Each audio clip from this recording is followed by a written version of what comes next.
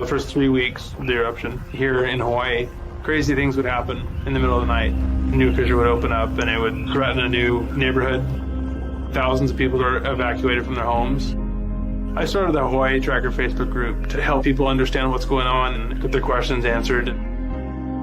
Hey, how's it going? We're live. This is Fissure 20. We had hundreds of people all throughout the neighborhoods sending in videos, articles, and images. We spend a lot of time making sure the accurate information gets out. This is live. Still lava moving. They weren't just sharing a story, they were helping their neighbor. If a family was being evacuated, my group would just jump in and help out. So it was huge. They were watching out for each other. Hello everybody, thank you for coming. Thank you for the support from everybody.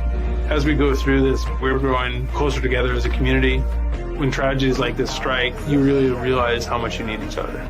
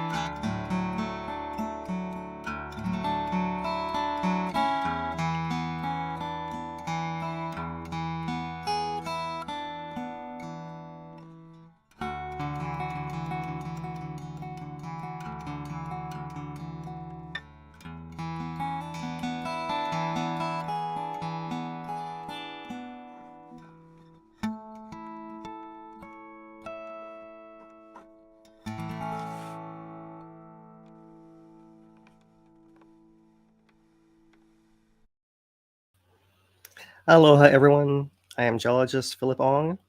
I am here solo today as Dane and Lou are down in Pāhoa for an upcoming meeting, Pāhoa Town Hall on Emergency Preparedness, that will happen at 5:30 today. So I'm going to go through our update a little quicker than usual today, leave out a few things, but we will update you guys since the volcano is shaking and stirring underground there. So this is a Hawaiian Volcano tracker.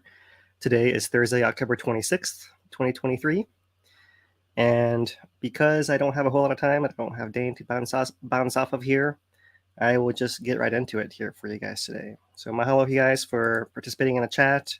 I see two pineapples is in there helping us out. Please, a little patience if I don't see your questions, since I have to look at more things than usual today. All right, and our goal is to get through this in about 20 minutes. So here we go. Starting us off today, let's put up this map, which is similar to the one we saw last week, but is in fact an update of the activity here on Kilauea. So this plotted some more earthquakes on this plot with the same background INSAR image up there. So in Hawaiian Volcano's that's the wrong name. So in the Hawaiian Volcano summary for this week, we have Kilauea still quaking. The ground is still rising fairly rapidly across a wide area. This area here that's southwest of Kilauea summit, but also coming over to the area just south of the summit, all through here as well. So a wide area that's uplifting, and we see inflation seemingly from two different places. One is Halemaʻumaʻu in the north, and the other the South Caldera region down in here, maybe more generally this whole area down through here, and possibly migrating all the way down to this corner over here as well. So the earthquakes are still happening there. The earthquake rates have dropped and risen. So here is the earthquakes for the last month on Kilauea. And you see that onset of this most recent seismic crisis began October 4th, 5th. This is a 5th right here, where we had over 300 earthquakes in one day. It dropped off pretty quickly, although remained above the previous background levels. And was elevated for a few days, dropped down for a few days, came back up for a few days, dropped back down for maybe a day. And recently, within this last week, peaking on Sunday and Monday, it has come back up again and seems to be decreasing once again. The USGS is calling this the waxing and waning of seismicity in this area, which corresponds to the variable input of magma into the area. So more magma comes in, it pressurizes more, pushes the ground upwards, causes extra earthquakes, then it kind of stabilizes, then it happens again. And that's what we've seen here, apparently in 3 or 4 different pulses over the last month on Kilauea. To keep summarizing, this is Mauna Loa's summit, and over the last week here, there have been these earthquakes are colored by depth. These purples and blues are a new resurgence of these deep earthquakes under Mauna Loa. It seems like these have been happening over this past week. And just yesterday, some of these smaller dots are some slightly shallower but still deep adjustments under Mauna Loa.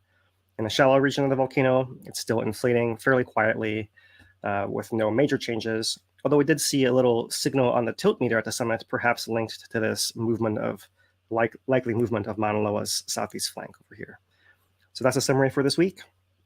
And since I don't have a whole lot of time, we will switch right over into our monitoring.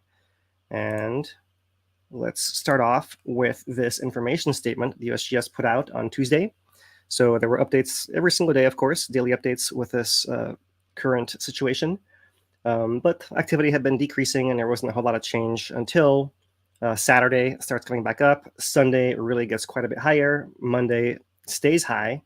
So by Monday night, the statement comes out from the USGS at 8 p.m. And we have not changed our alert level or advisory. The volcano is not erupting, but they do say, this is quite a rich update here, that activity has continued over the past 24 hours. I will just try to skip through and highlight here.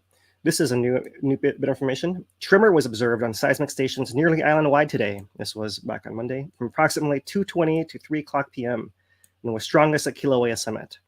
Now, tremor is usually what we detect when we see fluid moving through the areas underground, so either lava erupting to the surface, or in this case, since we did not see lava at the surface, an intrusion, magma moving from one part of the volcano to another underground there. And it's that movement from one through the other that's caused that tremor, which seems to also be coming and going as well. Right? As I noted, it came and peaked during these particular times here.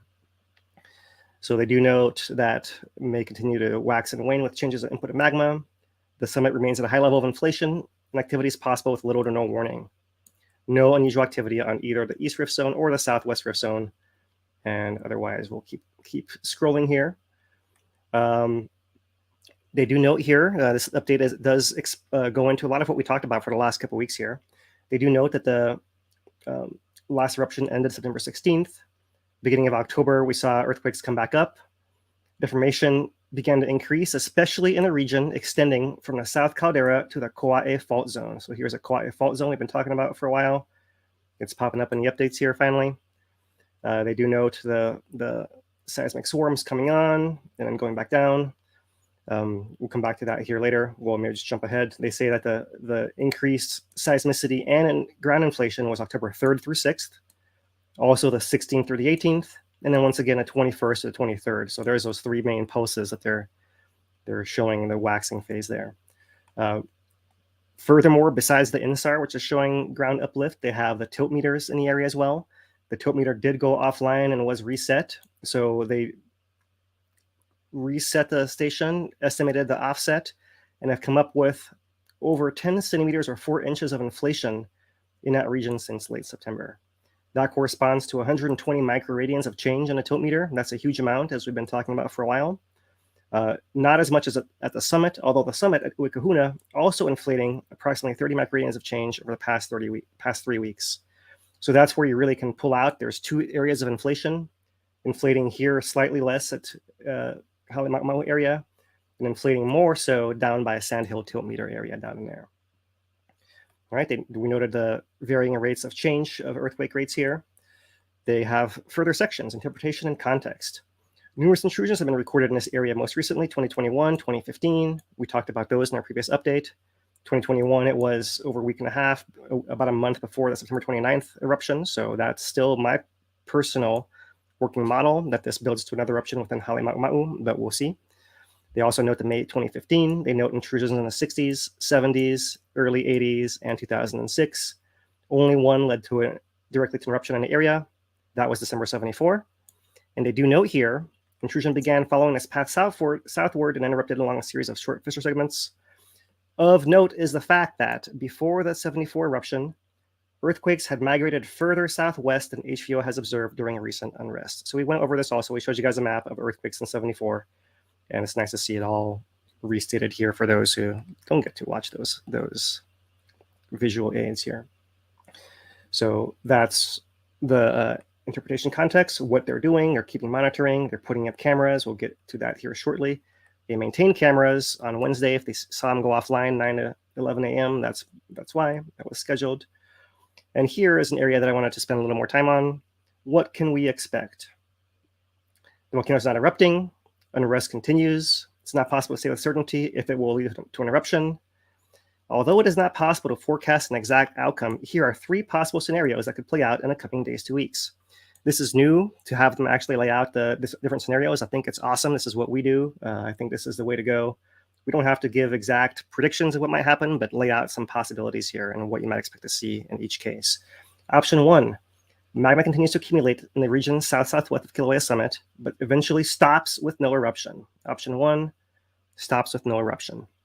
Option 2, an eventual eruption inside the caldera, similar to recent eruptions at Halemaʻumaʻu. In that scenario, we would expect to see accelerating rates of ground formation and earthquakes beneath the caldera 1 or 2 hours before lava reaches the surface, similar to what we saw in September, June, January of this year. Option number 3, magma continues to accumulate in that region with an eventual eruption outside the caldera to the south or southwest. Right? That's similar to the December 74. In this scenario, we would expect to see earthquake locations migrating away from the caldera as they did prior to the 1974 eruption, followed by accelerating rates of deformation and earthquakes 1 or 2 hours before lava reaches the surface. No activity along either rift zone. So that is the bulk of what we have here. A lot of extra information here. I know we're short for time, but I thought it was worth going through all that. Today's update doesn't add a whole lot to that. It restates a lot of the same things, but it does note that the activity has come down since that peak earlier in the week here. They are also noting the SO2 emission rates measured more recently around 100 tons per day. I think the graph is showing about 125 or so. So that is the text updates. Moving on to our earthquakes. Here is the main earthquake map from the USGS, which we often look at. This is the whole last week colored by time. So the more recent ones are orange over here. But I think today this map is hard to interpret because when you look at this, it's hard to tell what's happening between all this mess from Kilauea to Pāhoa, all kind of blends together. So today I'm going to show you guys this map on a main page of the USGS-HVO. And what I've done is I've changed the option to color it by depth. So now you see reds are the shallowest, blues are the deepest. And even though these earthquakes are all covering a similar area, you can much more easily pick out what's happening shallow. It's just right here, a little bit adjusting here and something adjusting over here as well. And all this other stuff is deep Pāhoa earthquakes unrelated to what we see happening in the southwest area over here. Right? So that's just one slice of it to look at. Looking at our map for the past week here, this is the USGS version that is showing all the small stuff as well. This is just the last week. So a very high number of earthquakes filling this whole area. It seems to be fattening up down here at this southern end near this intersection of the quiet fault zone. I'm curious to see if we see development here, if this will keep going that way, if maybe we'll see earthquakes go this way, maybe we'll see earthquakes come through here, who knows? Those are all possibilities, but if it's building up pressure in this whole area, there's a lot of cracks that run all through here, right? And then also down in that direction too, which are possibilities for this to continue building and filling space underground. One thing really interesting in the last week that I've noted last week as well is this patch of earthquakes in this very center part of the upper East Rift connector. There's nothing happening up here, nothing happening down here. This is more likely something with these cracks that are moving, getting pushed to the south here from the summit, and they lead all the way over to this mid-rift zone connector as well. This is something that reactivated also in the 60s and 70s when we had those intrusions down over here in Kīlauea.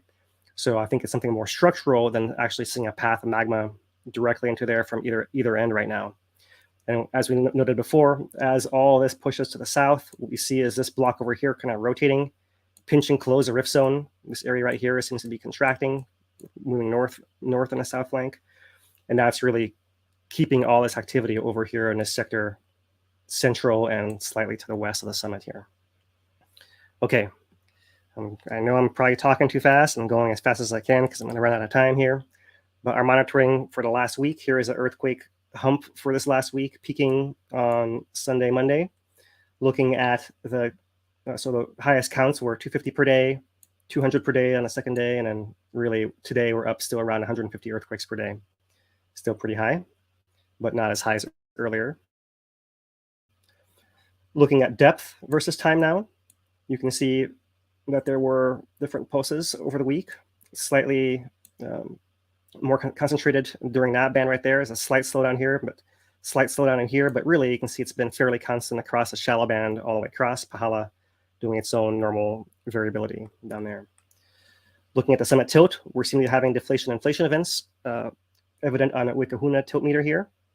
That's the one that's further to the north. So we're still seeing that process. Otherwise, we don't see enough on this week, really net, not a whole lot of change in inflating or deflating across the week here. This might come up a little higher. It might come up slightly inflated based on what the USGS is saying as well. So here's our earthquake map we just looked at for the last week. And looking at the last month to put things in perspective, as we did at the top, here is that those 3 pulses of earthquakes. And here you can see depth versus time, maybe more clearly, those different bands of really dark ink there with gaps kind of in there and gaps kind of in there. So there's that middle pulse right through here. And coming on over here to the right, it's still going strong with this right end over here. Okay, 1 month tilt, we can see a little more easily that definitely we have an inflationary trend with deflation-inflation cycles superimposed upon it. So all that is normal. This is the deflation-inflation, our background. What really matters is the whole thing is still swelling.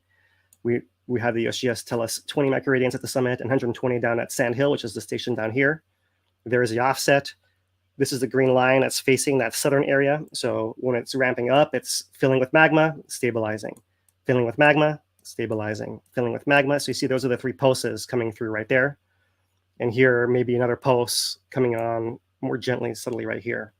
This blue line is the one pointing towards Halemaʻumaʻu from that Sand Hill area. That one seems to be deflating, in fact, going down. So interesting to see how magma is moving with very localized signals across this whole summit region here. So lots going on, a lot of complexity. We can't untangle it all today, but just pointing out those same things are happening as we talked about last week and the week before. Further down the rift zone at Jonica, still deflating. So nothing's still reaching the rift zone. No threat to people down in populated areas. SO2 for the last month, we have 1 new value up here. It's up at 125 tons per day. This is really just showing 2 data points, so it's really zoomed in. If we go down to the last a year of data, we'll see here that's really pretty close to background levels of 0. Still of concern for people who are sensitive to VOG, usual precautions, but really it's when an eruption begins that you expect the VOG to get really, really bad. Okay, for the last month, here's the earthquake map with a USGS small events plotted as well. There's a small little patch there, and you almost see this like an L shape coming up here. Right? And this is what we talked about last week, this possibility of intrusion into Kauai over here. And just really notable to note in this last month, since the last eruption was over, how many earthquakes have been populated in this area through here. So pretty striking, and you can clearly see the south flank is still active as usual, continuing to move as well. Okay, that was the month of earthquakes. Last year, here is the peak of high gas. Here's where we are down here today, pretty low. Earthquake counts, earthquakes per week, we're up around 800, and we're on a 4th week of these elevated activity. We've seen in previous events, 4 weeks is about how long it might take, sometimes 6 or 7 or 8 weeks before something pops out in the summit. So that may be what we're up against coming up, we'll see. The GPS that we look at, the summit caldera, has been acting a little funny because we have two inflation centers, one outside the caldera, so it's actually showing it going down. Right here, I wouldn't put too much stock into this because we'll look at the closer data, but what matters more so is this Middle East Rift zone of Pāhoa is still showing no change, contracting right here. So looking more closely at a 2-year GPS right here across the caldera, oh no, I'm frozen. Oh, great. Maybe not. No, maybe I am.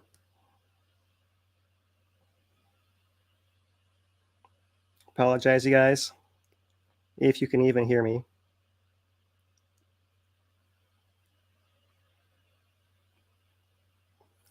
Well, yes, I believe that, let's see. I believe you probably cannot hear me, and I'm probably froze out here. Oh, looks like I may be coming back sooner than I hoped. Let's see here.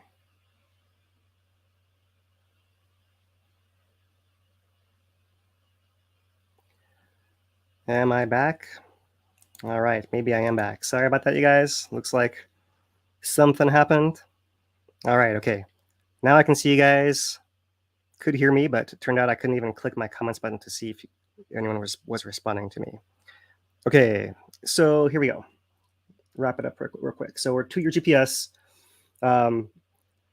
north component, east-west component, or I'm sorry, east-west, north-south here, and then at the very bottom is up and down. And what I want to point out is up and down, Uikahuna is rising. Let's see here. No, Uikahuna is rising. Let's go back. Let's go. I think something did not behave as I expected here. Okay. All right, so here we go. Uikahuna is rising pretty fast. Byron's Ledge rising pretty fast. Byron's Ledge that was moving north started moving south. Now it seems to have resumed going back north, or it's kind of stuck in between, wiggling right there a little bit perhaps. Let's move south to Crater Rim. Rising still pretty fast. You see these clusters of more dots right here in the middle. That's when it was slowing down. So it was going pretty fast. Slow down. Now it's going fast again. Right? That's those 2 extra pulses. And interestingly, this area of the north-south component that we saw was moving south after the eruption. We started moving north as intrusion shifts south, moved south again now, perhaps hard to tell what's happening at the right end, but it's also wiggling back and forth right through there, maybe because it's between two intrusion centers being pushed from either direction, which to me would indicate that the Halemaʻumaʻu center is inflating more strongly here this past week than the south, or maybe catching up in some ways. But here's an outlet that's close to that south area, also rising pretty fast. And look, it's not moving north or south. It's kind of stuck right in between the 2 zones, pushing from either side. I think that's interesting right there too. So those are the main summit areas. If you look to the south at Ahua, Ahua is also rising quite rapidly, moving to the south pretty fast. Puhimau, also rising quite rapidly, not really changing its route to the south. And the only other one I'll point out is if I scroll all the way down to Hilinapali, Hilinapali is still moving to the south pretty fast here. Right, so that's what we're seeing there. If we pull it back to the map, I'll show you guys this one. Right, Hilinapali is all the way down in here, somewhere down in here. So that could be intrusion all the way through there, but this is the area that's deforming all through here. And so, and those Puhimau area is right through there, and Ahua is down through here. So this whole area is the one inflating, and 2 centers maybe somewhat over here, and then the second one over here. Okay. All right, so wrap it up here as quick as I can.